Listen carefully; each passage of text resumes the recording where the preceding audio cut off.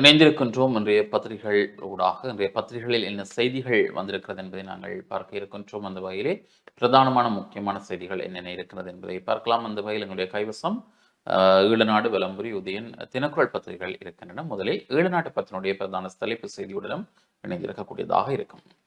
ஈழநாட்டு பத்திரிகையின் பிரதான செய்தியாக அதானி நிறுத்திவிட்டு சீனாவிற்கு திட்டத்தை வழங்கும் நோக்கமில்லை, அமைச்சர் சந்திரசேகர் உறுதி. விரிவாக பார்க்கையில் அதானி நிறுவனத்தின் காற்றாலை திட்டத்தை மாற்றி சீனாவிற்கோ அல்லது வேறு நாடுகளுக்கோ வழங்கும் எண்ணம் அரசாங்கத்திற்கு இல்லை என கடற்தொழில் அமைச்சர் ராமலிங்கம் சந்திரசேகர் தெரிவித்தார் என்றவாறு இன்றைய ஈழநாட்டு பத்திரிகையின் பிரதான செய்தி காணப்படுகிறது. தொடர்ச்சியாக வலம்புரி நாளிதழின் பிரதான செய்தியை பார்க்கலாம். வலம்புரியினுடைய பிரதான தலைப்பு செய்தி, உள்ளூராட்சி தேர்தல் சட்டம் மூலம் அரசியலமைப்புக்கு விரோதமானது, பெரும்பான்மையுடன் சரத்துக்கள் நிறைவேற்ற வேண்டும், நீதிமன்ற தீர்ப்பை பாராளுமன்றத்தில் அறிவித்த சபாநாயகர். உள்ளூராட்சி மன்ற தேர்தல் சட்டமூலத்தின் சில சரத்துக்கள் அரசியலமைப்புக்கு முரணானது எனவும் அதனை பாராளுமன்றத்தின் விசேட பெரும்பான்மையுடன் நிறைவேற்றிக் கொள்ள வேண்டும் எனவும் உயர்நீதிமன்றம் அறிவித்துள்ளது. இந்த சட்டமூலம் தொடர்பான உயர்நீதிமன்றத்தின் தீர்ப்பை பாராளுமன்றத்தில் அறிவித்த சபாநாயகர் இதனை தெரிவித்துள்ளார் சபாநாயகர் என்று அந்த செய்தி பிரதான இடத்தை பிடித்திருக்கிறது இன்றைய விளம்பரியிலே. தொடர்ச்சியாக விளம்பரினுடைய ஏனைய செய்திகளையும் பார்க்கலாம். அதானி காற்றாலை திட்டம் வேறு நாடுகளுக்கு வழங்கும் எண்ணம் அரசிடம் இல்லை, அமைச்சர் சந்திரசேகர் தெரிவிப்பு. அதானி நிறுவனத்தின் காற்றாலை திட்டத்தை சீனாவுக்கோ அல்லது வேறு நாடுகளுக்கோ மாற்றி வழங்கும் எண்ணம் அரசுக்கு இல்லை என கடற்றொழில் அமைச்சர் ராமலிங்கம் சந்திரசேகர் தெரிவித்திருக்கிறார் என்ற செய்தி காணப்படுகிறது. மின்வெட்டு தொடர்பில் அரசு அறிவிக்க வேண்டும், எதிர்க்கட்சி தலைவர் சஜித். கடந்த வாரம் நாட்டில் ஏற்பட்ட மின்வெட்டு தொடர்பில் அரசாங்கம் பாராளுமன்றத்துக்கு அறிவிக்க வேண்டும் என எதிர்க்கட்சி தலைவர் சயித் பிரேமதாச தெரிவித்திருப்பதாகவும் ஒரு செய்தி. பிரதமர் இன்று யாழ் விஜயம். பிரதமர் ஹரணி அமரசூரிய இன்று யாழ்ப்பாணத்துக்கு விஜயம் செய்ய உள்ளார். இன்று காலை கோப்பாய் கலாசாலையில் நடைபெறும் நிகழ்வில் கலந்து கொள்ளும் பிரதமர் அதன் பின்னர் வடக்கு மாகாண கல்வி அமைச்சில் நடைபெறும் நிகழ்வில் கலந்து கொண்டு அதிகாரிகளை சந்தித்து கலந்துரையாடல் நடாத்த உள்ளார். தொடர்ந்து இன்று மாலை ஏழாலை, சுழிபுரம், சண்டிலிப்பாய் பகுதிகளில் இடம்பெறும் மக்கள் சந்திப்பில் பிரதமர் பங்கெடுக்க உள்ளார். இதைத் தொடர்ந்து நாளை கிளிநொச்சி மற்றும் முல்லைத்தீவு மாவட்டங்களுக்கு பிரதமர் ஹரணி செல்ல உள்ளார் என்று தகவல்கள் வெளியாகியுள்ளன என்றும் அந்த செய்தி அமைந்திருக்கிறது. வெளிநாடு அனுப்புவதாக தெரிவித்து வடக்கில் இளைஞர்களை ஏமாற்றி பணம் பறிக்கும் சம்பவங்கள் அதிகரிப்பு, போலீசார் எச்சரிக்கை. வெளிநாடுகளுக்கு அனுப்பி வைப்பதாக ஆசை வார்த்தைகளை கூறி இளையோரை ஏமாற்றி பணம் பறிக்கும் சம்பவங்கள் வடக்கில் அதிகரித்துள்ளதாக போலீசார் தெரிவித்துள்ளனர். வெளிநாடுகளுக்கு சட்டவிரோதமான முறைகளில்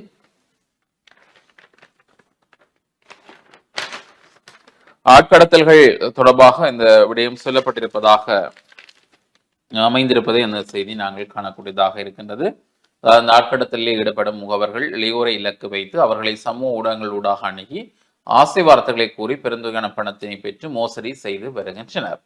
இது தொடர்பில் யாழ்ப்பாணம், மானிப்பாய், கிளிநொச்சி உள்ளிட்ட போலீஸ் நிலையங்கள் முறைப்பாடுகள் கிடைக்கப்பெற்றுள்ளன என்றும் வெளிநாடுகளுக்கு செல்வதற்கு வங்கிக் கணக்கில் பெருந்தொகை பணம் இருப்பில் இருக்க வேண்டும் என கூறி வங்கிக் கணக்கு இலக்கங்கள், அடையாள அட்டை உள்ளிட்ட ஆவணங்களை பெற்று வங்கியில் உள்ள பணத்தினை மோசடியாக கும்பல் பெற்றுக்கொண்டு தலைமறைவாகி வருகிறதாகவும் இவ்வாறான சம்பவங்கள் தொடர்பில் பல்வேறு முறைப்பாடுகள் கிடைக்கப்பெற்றுள்ள நிலையில் போலீசார் விசாரணைகளை ஆரம்பித்திருக்கின்றனர்.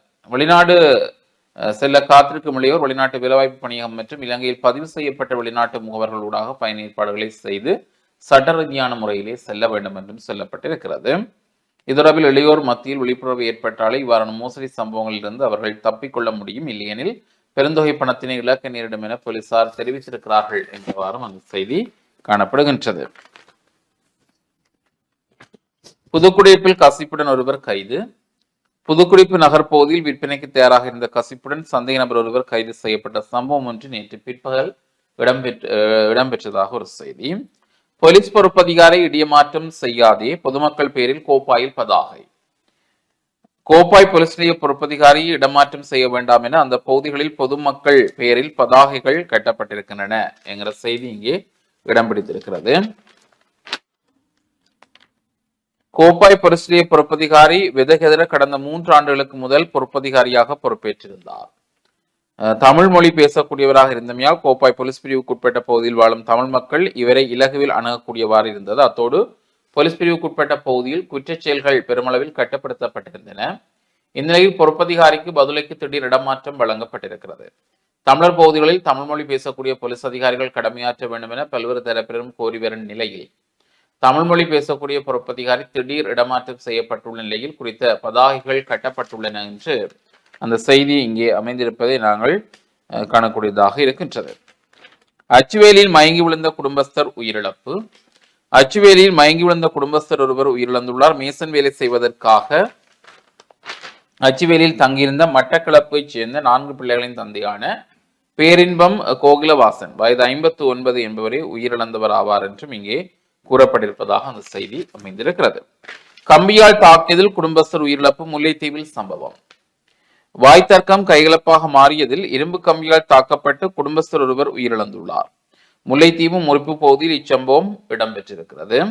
இதில் அதே பகுதியைச் சேர்ந்த மோகன் கோகுலன் வயது 36 என்கின்ற குடும்பஸ்தரை உயிரிழந்துள்ளார் என்று அந்த செய்தி இங்கே காணக்கூடியதாக இருக்கின்றது.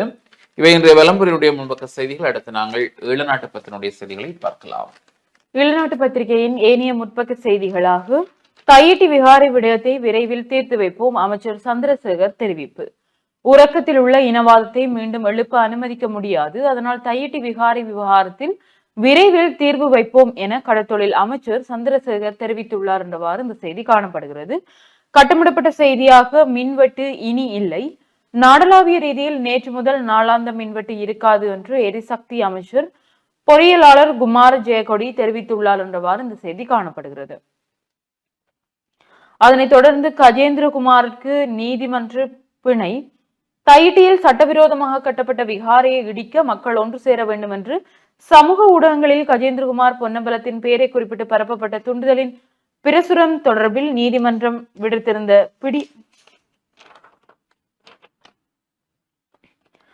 நேற்று மல்லாகம் நீதவான் நீதிமன்றில் ஆஜரான தமிழ் தேசிய மக்கள் முன்னணியின் தலைவரும் பாராளுமன்ற உறுப்பினருமான கஜேந்திரகுமார் பொன்னம்பலத்திற்கு பிணை வழங்கப்பட்டுள்ளது. கஜேந்திரகுமார் பொன்னம்பலத்திற்கு நேற்று மன்றில் முன்னிலையாகுமாறு மல்லாகம் நீதவான் நீதிமன்றத்தினால் அழைப்பு கட்டளை விடுக்கப்பட்டிருந்தது. அதற்கமைய மல்லாகம் நீதவான் நீதிமன்றத்தில் ஆஜரான பாராளுமன்ற உறுப்பினர் 1 லட்சம் ரூபாய் சொந்த பிணையில் விடுவித்த நீதவான் வழக்கை எதிர்வரும் ஜூன் மாதம் 26ஆம் தேதிக்கு ஒத்திவைத்துள்ளார். இதன்போது கஜேந்திரகுமார் பொன்னம்பலம் சார்பில் சட்டத்தரணி மஹிந்தன் மன்றில் ஆஜராகினார் என்றவாறு இந்த செய்தி காணப்படுகிறது. தொடர்ச்சியான செய்திகளாக காற்றாலை மின்சார திட்டம் அடுத்த வாரம் மீண்டும் பேச்சு, இணங்கியது அதானி நிறுவனம் என்ற செய்தியும்.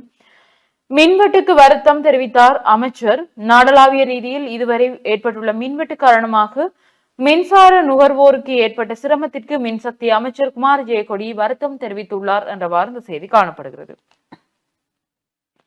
தொடர்ந்து இலங்கையில் அணு மின் நிலையம் பேச்சுக்களில் முன்னேற்றமில்லை கூறுகிறார் ரஷ்ய தூதுவர் என்ற செய்தியும். யாழில் போராடும் பட்டதாரிகளுக்கு புலனாய்வு பிரிவினரால் அச்சுறுத்தல். போராட்டத்தில் ஈடுபடும் போது புலனாய்வு பிரிவு மற்றும் அரசு தரப்பினால் தமக்கு அச்சுறுத்தல் ஏற்படுவதாக வேலையில்லா பட்டதாரிகள் சங்கத்தின் தலைவர் எஸ் சசிகரன் தெரிவித்தார். யாழ் மாவட்ட செயலகத்திற்கு முன்னால் நேற்று நடைபெற்ற போராட்டத்தின் போது ஊடகங்களுக்கு கருத்து தெரிவிக்கையிலே அவர் இவ்வாறு கூறியுள்ளார் என்று இந்த செய்தி காணப்படுகிறது. தொடர்ந்தும் காலாவதியான தீயணைப்பு கருவியினால் கிளிநொச்சி வைத்தியசாலையில் பதற்றம். விரிவாக பார்க்கையில் கிளிநொச்சி வைத்தியசாலையில் காலாவதியான தீயணைப்பு கருவிகளால் மக்கள் அதிருப்தி அடைந்துள்ளனர். கிளிநொச்சி மாவட்ட வைத்தியசாலையில் நேற்று முன்தினம் தீயினால் ஏற்பட்ட அவசர நிலையை கட்டுப்படுத்த முயன்ற போது வைத்தியசாலையில் பொருத்தப்பட்டிருந்த தீயணைப்பு கருவிகள் இயங்காமல் போனதாக தெரிவிக்கப்பட்டுள்ளது. குறித்த அவசர நேரத்தில் தீயணைப்பு கருவிகளை பயன்படுத்திய வேளை அவை செயல்படாத காரணத்தால் தீயை கட்டுப்பாட்டுக்குள் கொண்டு வருவதில் மிகுந்த சிரமம் ஏற்பட்டுள்ளது என்றவாறு இந்த செய்தி காணப்படுகிறது. இவைதான் ஈழநாட்டு பத்திரிகையின் முற்பக்க செய்திகளாக இருக்கின்றது. தொடர்ச்சியாக 2 நாளிதழிலும் முற்பக்க செய்திகளை பார்க்கலாம். காணாமல் ஆக்கப்பட்டோருக்கு உடனடி தீர்வு வழங்க வேண்டும், முன்னாள் போராளி உண்ணாவிரதம் என்ற ஒரு புகைப்படம் தாங்கிய செய்தி. விரிவாக பார்க்கையில் வலிந்து காணாமல் ஆக்கப்பட்டோருக்கு உடனடி தீர்வு வழங்கப்பட வேண்டும் என்பது உட்பட 10 கோரிக்கைகளை முன்வைத்து முன்னாள் போராளி ஒருவர் சாகும் வரை உணவு தவிர்ப்பு போராட்டத்தை முன்னெடுத்துள்ளார். ஒரு காலை இழந்த முன்னாள் போராளியான வனகுல ராசா என்பவரே முள்ளிவாய்க்கால் நினைவு முற்ற வளாகத்தில் நேற்று இப்போராட்டத்தை ஆரம்பித்தார். தனது கோரிக்கைகளுக்கு நியாயம் கிடைக்கும் வரை போராட்டம் தொடரும் என அவர் அறிவித்துள்ளார். வரிந்து காணாமல் ஆக்கப்பட்டோருக்கு உடனடி தீர்வு வழங்கப்பட வேண்டும், மாவீரர் துயிலும் இல்லங்களில் அமைக்கப்பட்டுள்ள இராணுவ முகாம்கள் உடனடியாக அகற்றப்பட வேண்டும், பிரதேசவாதம் முற்றாக ஒழிக்கப்பட வேண்டும் என்பதையும் அவர் வலியுறுத்தியுள்ளார். காணி மற்றும் வீடு இல்லாதவர்களுக்கு காணி வீடு வழங்க வேண்டும். நாட்டில் யாசகர்கள் இல்லாத நிலை உருவாக்கப்பட வேண்டும் எனவும் முன்னாள் போராளியான அழகரத்தினம் வனகுலராசா கோரிக்கை முன்வைத்துள்ளார் என்றவாறு இந்த செய்தி காணப்படுகிறது. விவசாயிகளின் நன்மை கருதி சோளத்துக்கு நிர்ணய விலை என்ற ஒரு செய்தியும், வட்டுக்கோட்டையில் சிறுமிக்கு பாலியல் துன்புறுத்தல், 14 வயது மாணவி ஒருவர் பாலியல் துன்புறுத்தலுக்கு உட்படுத்தப்பட்டுள்ளதாக நேற்றைய தினம் வட்டுக்கோட்டை போலீஸ் நிலையத்தில் முறைப்பாடு ஒன்று பதிவு செய்யப்பட்டுள்ளது. இச்சம்பவமானது செட்டியார் மடம் பகுதியில் இடம்பெற்றுள்ளது. இந்த குற்றச்செயலுடன் சந்தேக நபரான 21 வயதுடைய இளைஞர் தலைமறைவாகி உள்ளார். மருத்துவ பரிசோதனைக்காக சிறுமி வைத்தியசாலையில் சேர்க்கப்பட்டுள்ளார். சந்தேக நபரை கைது செய்வதற்கான நடவடிக்கைகளை வட்டுக்கோட்டை போலீசார் மேற்கொண்டு வருகின்றனர் என்றவாறு இந்த செய்தி காணப்படுகிறது. தொடர்ந்தும் தர்மபுரத்தில் அறுவடை என்ற ஒரு புகைப்படம் தாங்கிய செய்தியும், கிளிநொச்சியில் இடம்பெற்ற மனைப்பொருள் கண்காட்சி என்ற ஒரு புகைப்படம் தாங்கிய செய்திகளும் இங்கே பிரசுரிக்கப்பட்டுள்ளது. வேலையில்லா பட்டதாரிகள் யாழில் மீண்டும் போராட்டம் என்ற ஒரு புகைப்படம் தாங்கிய செய்தியும், வரவு செலவு திட்டங்களை நடைமுறைப்படுத்த கலந்துரையாடல் என்ற செய்திகளும் இங்கே காணப்படுகிறது. பாராளுமன்ற உறுப்பினர்களின் முன்மொழிவு மிக அவசியம், பரிந்துரைகளை மாற்றியமைக்க யாழ் ஒருங்கிணைப்பு குழு முஸ்திஃபு என்ற ஒரு செய்தியோடு, ஏனைய செய்திகளாக இலங்கையின் உள் விவகாரங்களில் தலையிடும் அமெரிக்க தூதுவர் யூலி சங் சரத் வீரசேகர குற்றச்சாட்டு. இலங்கைக்கான அமெரிக்க தூதுவர் யூலி சங் பிரிவினைவாதத்துடன் ஒன்றிணைந்து இலங்கையின் உள்ளக விவகாரங்களில் தலையிட்டுள்ளார். போராட்ட காலப்பகுதியிலும் அவர் முறையற்ற வகையில் செயல்பட்டார். அவரை மீண்டும் அமெரிக்காவிற்கு அழைக்குமாறு அமெரிக்க ஜனாதிபதிக்கு எழுத்து மூலமாக அறிவிப்போம் என பொதுஜன பெரமுனவின் முன்னாள் பாராளுமன்ற உறுப்பினர் சரத் வீரசேகர தெரிவித்துள்ளார் என்றவாறு இந்த செய்தி காணப்படுகிறது. USAID நிறுவனத்திடம் நிதி பெற்றாரா ஹரணி, வெளிப்படுத்த கோருகிறது பெரமுன. பிரதமர் கலாநிதி ஹரணி அமரசூரிய அமெரிக்காவின் USAID நிறுவனத்தில் இருந்து நிதி பெற்றதாக முன்வைக்கப்படும் குற்றச்சாட்டு குறித்து பிரதமர் நாட்டிற்கு உண்மையை பகிரங்கப்படுத்த வேண்டும். தேசிய மக்கள் சக்தியின் கொள்கைகள் இலங்கையின் பாரம்பரியத்திற்கு முரண்பட்டதாக உள்ளது என பொதுஜன பெரமுனவின் முன்னாள் பாராளுமன்ற உறுப்பினர் இந்திக்க அனுருத்த தெரிவித்துள்ளார் என்றவாறும் இந்த செய்தி காணப்படுகிறது. தொடர்ச்சியான செய்தியாக பருகுவதற்கு உகந்த குடிநீர் 500 பாடசாலைகளில் இல்லை. நாடளாவிய ரீதியில் உள்ள சுமார் 500 பாடசாலைகளில் உள்ள மாணவர்களுக்கு பருகுவதற்கு உகந்த குடிநீர் இல்லை என இலங்கை அதிபர்கள் சங்கத்தின் செயலாளர் பியசரி பெர்னாண்டோ தெரிவித்துள்ளார்.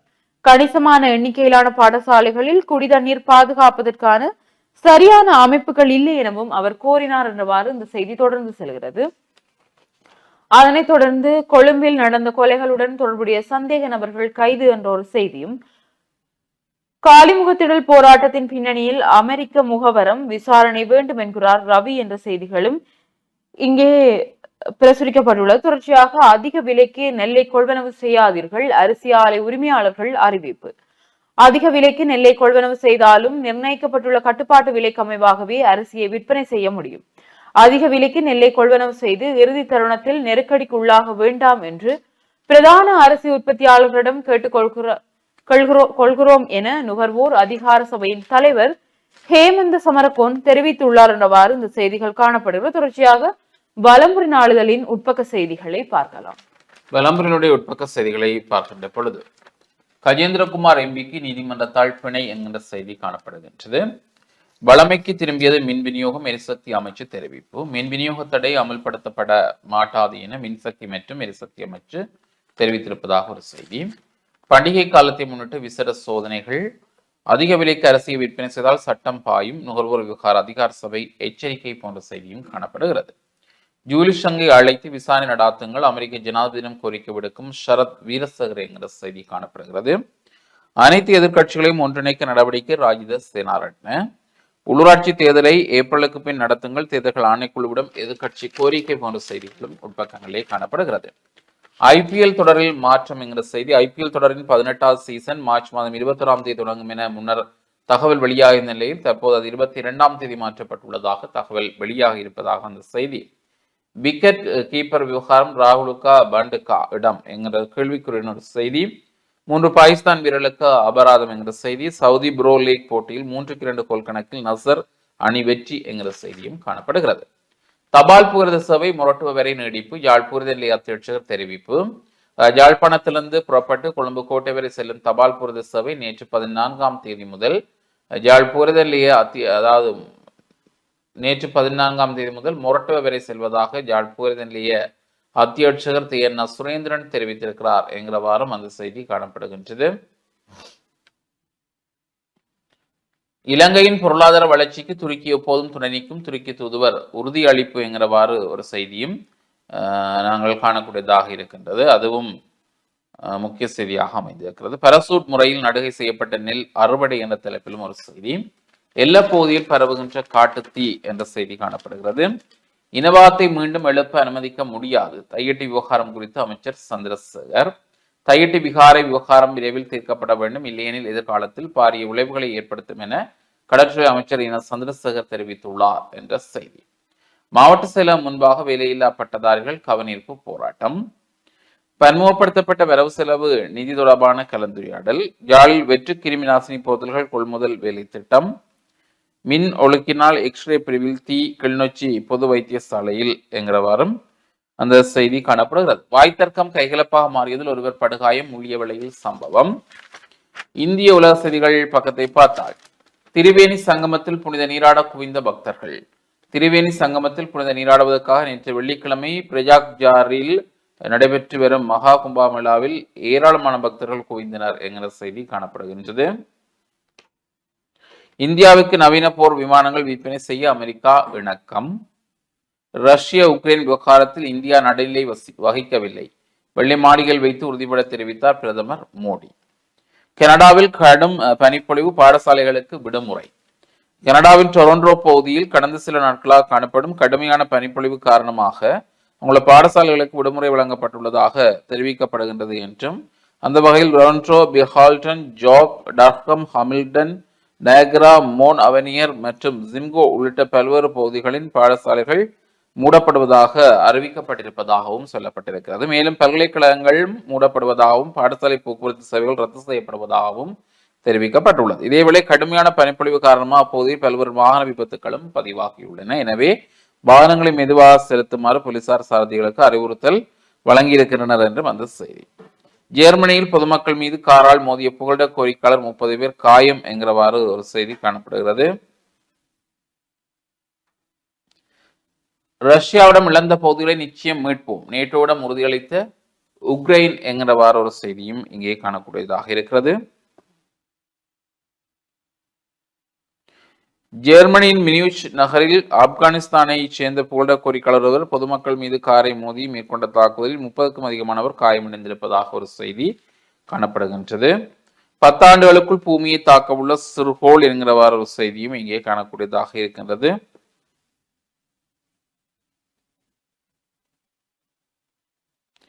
அடுத்து நாங்கள் ஏனைய செய்திகளை பார்க்கின்ற பொழுது மொட்டு அலுவலகத்துக்கு திடீர் விஜயம் செய்த ஜூலி ஷங் என்கிற செய்தி. மாணவர்களுக்கான உணவு வழங்கும் திட்டம் மீளாய்வு என்கிற செய்தி. 10 அம்ச கோரிக்கைகளை வலியுறுத்தும் உண்ணாவிரதம். முள்ளிவாய்க்கால் நினைவு முற்ற வளாகத்தில் முன்னாள் போராளி ஒருவர் 10 அம்ச கோரிக்கைகளை முன்வைத்து நீதி கிடைக்கும் வரை சாகும்படி உண்ணாவிரத போராட்டம் ஒன்று நேற்று காலை ஆரம்பித்திருக்கிறார் என்கிற செய்தியும் காணப்படுகின்றது. அமைச்சர் ஆலோசனை குழு உள்ளூராட்சி சட்டமூலத்துக்கு அனுமதி என்கிற செய்தி. நாமல் எம்பியிடம் சிஐடி விசாரணை. மின்வாங்கொட சூட்டுச் சம்பவம் 3 நேற்று கைது. சகல நெல் ஆலைகளையும் பதிவு செய்ய திட்டம். ஐஸ் போதைப் பொருளுடன் ராணுவ சிப்பாய் கைது. உப்புல் தெனிய பகுதியில் இணையவழி மோசடி சந்தேகநபர்கள் கைது. யோசித டேசிக்கு எதிராக குற்றப்பத்திரிகை தாக்கல் போன்ற செய்திகளும் இடம் பிடித்திருக்கிறது.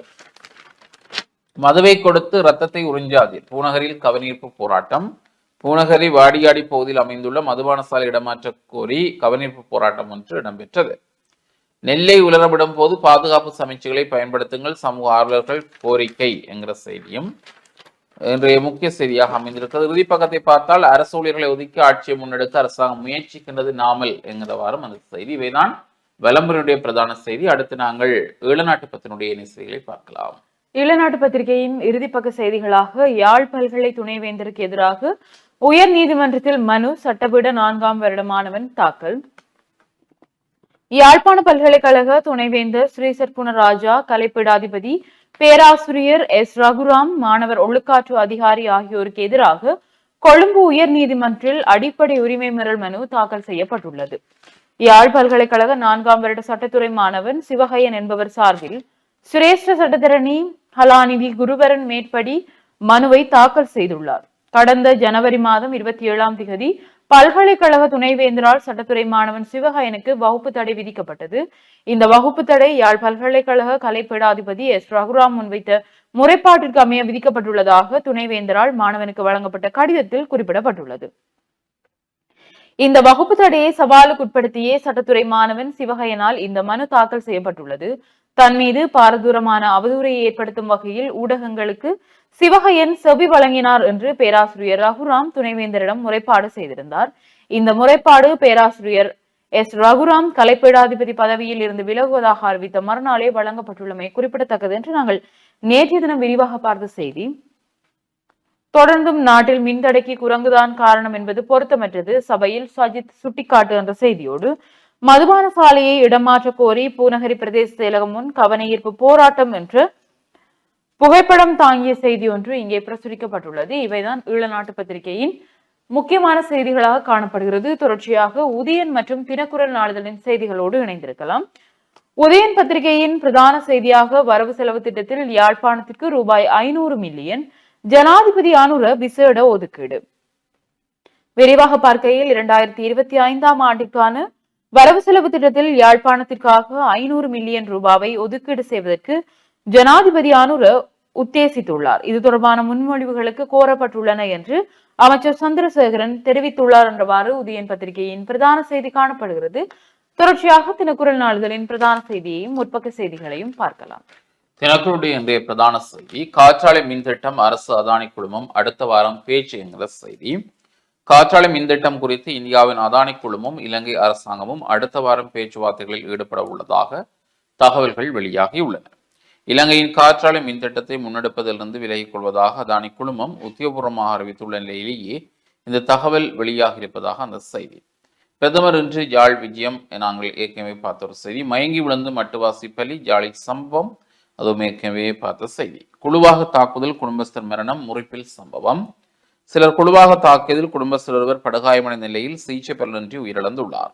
முல்லைத்தீவு முறிப்பு பகுதியில் இடம்பெற்ற இச்சம்பவத்தில் அப்பகுதியில் வசிக்கும் மோகன் கோகுலன் வயது 36 என்பவரை மரணம் அடைந்திருக்கிறார் என்கிற செய்தி. தையிட்டி விவகாரம், இனவாதம் தலைதூக்க அனுமதிக்க மாட்டோம். உறக்கத்தில் உள்ள இனவாதத்தை மீண்டும் எழும்ப அனுமதிக்க முடியாது. அதனால் தையிட்டி விவகாரத்தை விரைவில் தீர்த்து வைப்போம் என கடற்றொழில் அமைச்சர் சந்திரசேகரன் தெரிவித்துள்ளார் என்கிற செய்தி. தையிட்டி விவகாரம், கஜேந்திரகுமாருக்கு நீதிமன்றம் பிணை. பாராளுமன்ற உறுப்பினர் கஜேந்திரகுமார் பொன்னம்பலம் மீது தையிட்டியில் கட்டப்பட்ட விகாரிக்கு எதிராக சமூக வலைதளத்தில் மக்களை ஒன்றிணைத்ததாக தொடரப்பட்ட வழக்கில் மல்லா நீதிமன்றம் அவரை பிணையில் விடுவித்ததாக அந்த செய்தி. பட்டதாரிகள் போராட்டத்தில் சிஐடியினர் அச்சுறுத்தல். போராட்டத்தில் ஈடுபடுகின்ற போது புலனாய்வாளர்களால் தமக்கு அச்சுறுத்தல் ஏற்படுவதாக வேலையில்லா பட்டதாரிகள் சங்கத்தின் தலைவர் எஸ் சசிகரன் தெரிவித்திருப்பதாகவும் ஒரு செய்தி. புலனாய்வாளர்கள் அச்சுறுத்த முடியாது, அமைச்சர் சந்திரசேகரன். ஜனநாயக வழியில் போராடுபவர்களை புலனாய்வாளர்கள் அச்சுறுத்தல் விடுக்க முடியாது. புலனாய்வு பிரிவினர் அச்சுறுத்தும் நடவடிக்கை அந்த காலத்தில் இருந்தது, இப்போது சிலருக்கும் போராடுவதற்கு உரிமை உள்ளது என்கிறவாறு அவர் அந்த விடயத்தை சொல்லியிருக்கிறார். நாமலின் பட்டம் சிஐடி விசாரணை. நாடாளுமன்ற உறுப்பினர் நாமல் ராஜபக்ஷ எவ்வாறு சட்டப்படிப்பு பட்டம் பெற்றார் என்பது குறித்து விசாரணை நடாத்துமாறு குற்றப்புலனாய்வு திணைக்களத்திற்கு பணிப்புரை விடுக்கப்பட்டுள்ளதாக பதில் போலீஸ் மா அதிபர் பிரியந்த வீரசூரிய தெரிவித்திருப்பதாக ஒரு செய்தி. ஆட்சி மாற்றத்துக்கு USAID நிதி, உண்மையை வெளிப்படுத்துங்கள் என்கிற ஒரு தலைப்பிலும் ஒரு செய்தி காணப்படுகிறது. இலங்கையில் ஆட்சி மாற்றம் ஒன்றை ஏற்படுத்த USAID நிறுவனத்தினால் நிதி வழங்கப்பட்டுள்ளதாக அமெரிக்க ஜனாதிபதி டொனால்ட் ட்ரம்ப் தெரிவித்துள்ளார். அதனால் இது தொடர்பான அறிக்கையை பெற்றுக்கொண்டு பாராளுமன்ற தெரிவிக்குழு அமைத்து விசாரணையை மேற்கொண்டு உண்மைத்தன்மையை அரசாங்கம் வெளிப்படுத்த வேண்டும் என தேசிய கட்சியின் முன்னாள் பாராளுமன்ற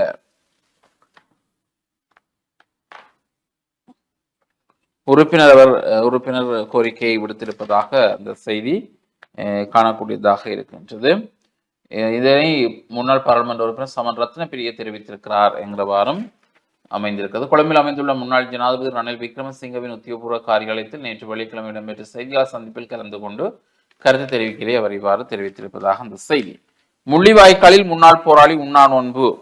முள்ளிவாய்க்கால் நினைவுமுற்ற வளாகத்தில் முன்னாள் போராளி ஒருவர் 10 கோரிக்கைகளை முன்வைத்து சாகும்பரியான உணவு தவிர்ப்பு போராட்டத்தில் நேற்று காலை ஆரம்பித்திருக்கிறார் என்கிற செய்தியும் காணப்படுகிறது. இவைதான் இன்றைய முன்பக்க செய்திகளிலே தினக்குரலே முக்கிய செய்திகளாக அமைந்திருக்கிறது. அடுத்து உதயன் பத்தினுடைய செய்திகளுடன் இணைந்திருக்கலாம். உதயன் பத்திரிகையின் ஏனைய முற்பக்க செய்திகளாக பட்ஜெட் ஒதுக்கீட்டில் எம்பிக்களூடாக 56 மில்லியன் ரூபாய் நீண்ட விவாதத்தின் பின்னர் முடிவு என்ற ஒரு கட்டமிடப்பட்ட செய்தி இங்கே பிரசுரிக்கப்பட்டுள்ளது. 10 அம்ச கோரிக்கைகளுடன் முன்னாள் போராளி உணவு தவிர்ப்பு போராட்டம் என்று நாங்கள் ஏலவே விரிவாக பார்த்த செய்தி. தபால் ரயில் சேவைகள் இனி மொரட்டுவ வரை என்ற ஒரு செய்தி. யாழ்ப்பாணம் காங்கேசன்துறைக்கும் கொழும்புக்கும் இடையில் இயக்கப்பட்டு வந்த தபால் ரயில் சேவை தற்போது மொரட்டுவ வரை சேவை விஸ்தரிப்பு செய்யப்பட்டுள்ளது என்றவாறு இந்த செய்தி காணப்படுகிறது. கஜேந்திரகுமாருக்கு நீதிமன்றம் பிணை என்ற செய்தியும். மன்னார் காற்றாலை திட்டம் சீனாவிற்கு வழங்கப்படாது அமைச்சர் சந்திரசேகரன் தெரிவிப்பு. நாடாளுமன்றத்திலும் கூட தவறான மொழிபெயர்ப்பு ஸ்ரீதரன் எம்பி சுட்டிக்காட்டு.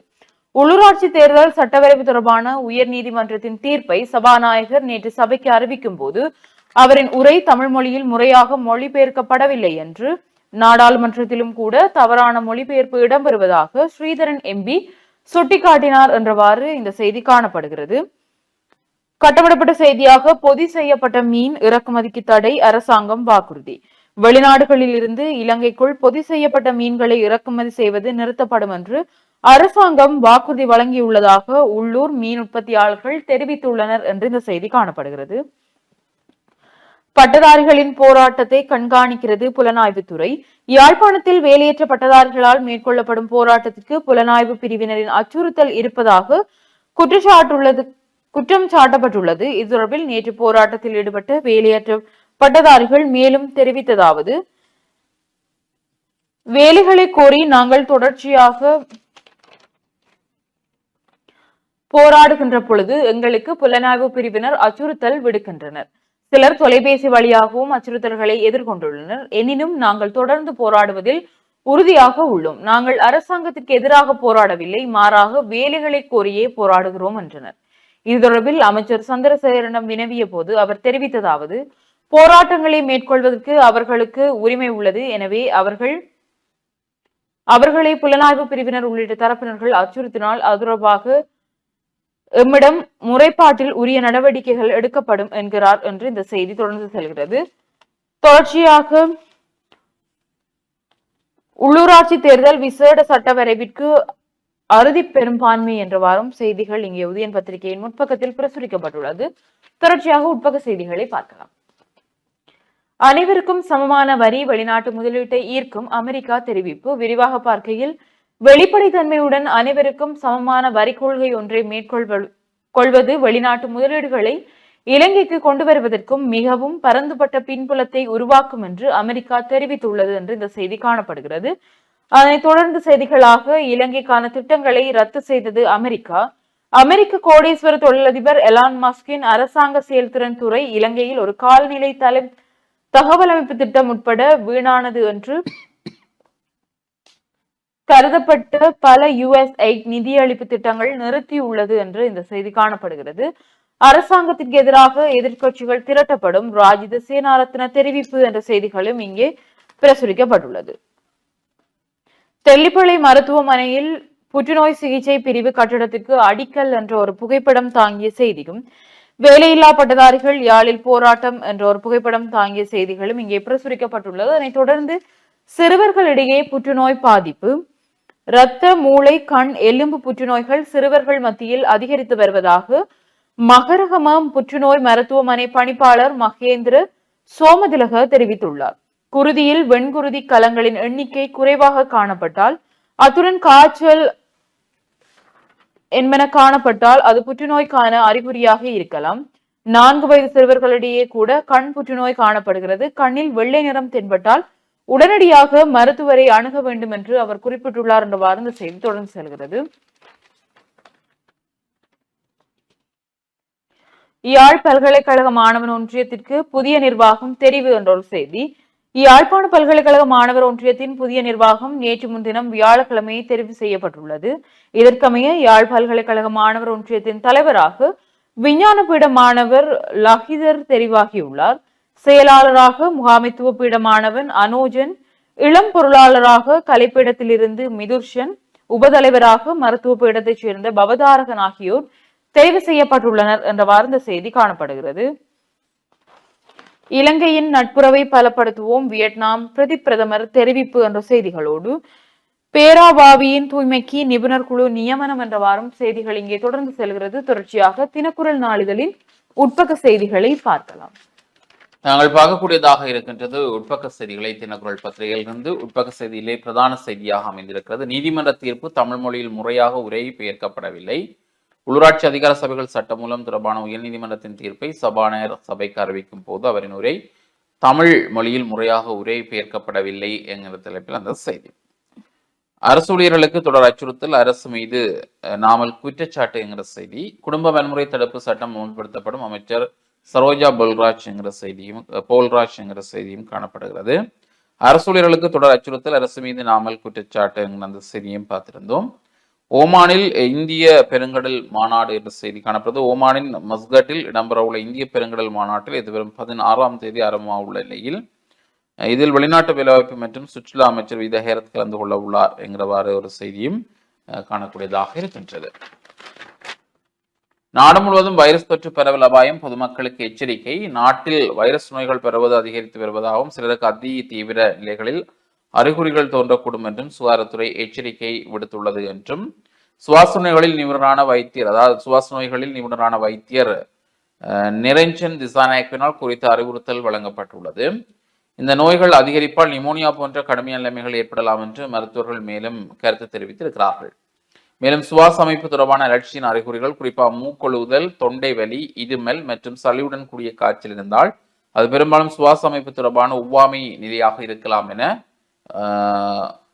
தெரிவிக்கப்படுகிறது. பெரும்பாலான நேரங்களில் இந்த நுண்ணுயிர்களால் ஏற்படுகின்றது என்றும் இது பல வகையான நுண்ணுயிர்கள் உள்ளன, அந்த நுண்ணுயிர்களில் ஏதேனும் ஒன்று மேற்கண்ட அறிகுறிகளை ஏற்படுத்தலாம். சிலருக்கு செரிமான கோளாறுகள் உள்ளன, இது நிகழலாம். ஆனால் சிலருக்கு இது நிமோனியா போன்ற ஒரு தீவிரமான நிலையாக இருக்கலாம் எனவும் வைத்தியர் கூறியுள்ளார் என்றும் அந்த செய்தி அமைந்திருக்கிறது. நாவலை சந்தித்தார் அமெரிக்க தூதுவர் என்கிற செய்தியும் காணப்படுகின்றது.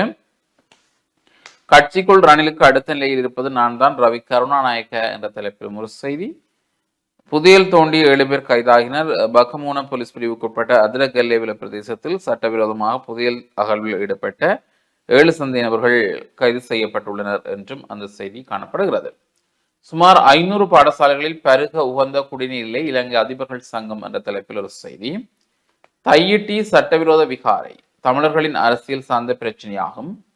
தையிட்டி சட்டவிரோத விகாரை அகற்றப்பட வேண்டும் என்பது மதவாதமோ இனவாதமோ அல்ல, இது தமிழ் மக்களின் அரசியல் சார்ந்த பிரச்சனை என பொத்துவில் முதல் புலிகண்டி வெறியான அமைப்பின் இணைப்பாளர் தவ திரு வேலன் சுவாமிகள் தெரிவித்தார் என்கிற செய்தியும் காணப்படுகின்றது.